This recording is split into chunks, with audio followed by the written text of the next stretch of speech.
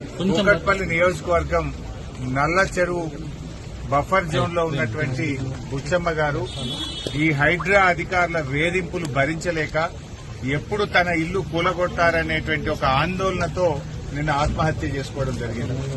ఇవాళ ఈ హైడ్రా పేరిట ఇప్పటికే 3 ఆత్మహత్యలు ఈ హైదరాబాద్ నగరంలో జరిగాయి. అంటే రేవంత్ రెడ్డి గారిని అడుగుతా ఉన్నా, ఇంకా ఎంతమంది నువ్వు చంపదలుచుకున్నావు? ఇది బుచ్చమ్మ ఆత్మహత్య కాదు, రేవంత్ రెడ్డి ప్రభుత్వం చేసిన హత్య. ఇది నీ యొక్క తప్పిదాల వల్ల, నీ యొక్క చర్యల వల్ల ఇవాళ వీళ్ళందరూ కూడా ఆత్మహత్యలకు పాల్పడతా ఉన్నారు. దేనికోసం నువ్వు చేస్తా ఉన్నావు? ఇంకా ఎంతమందిని పొట్టన పెట్టుకోదలుచుకున్నావు? ఎన్ని సమస్యలున్నాయి ఈ రోజు రాష్ట్రంలో. ఇప్పుడే గాంధీ ఆసుపత్రిలో మేము మా ఎమ్మెల్యే గారు రావడం లేట్ అయితే అక్కడ నిలబడి చూస్తా ఉంటే మెడికల్ షాప్ దగ్గర లైన్లలో నిలబడి మందులు కొనుక్కుంటున్నారు.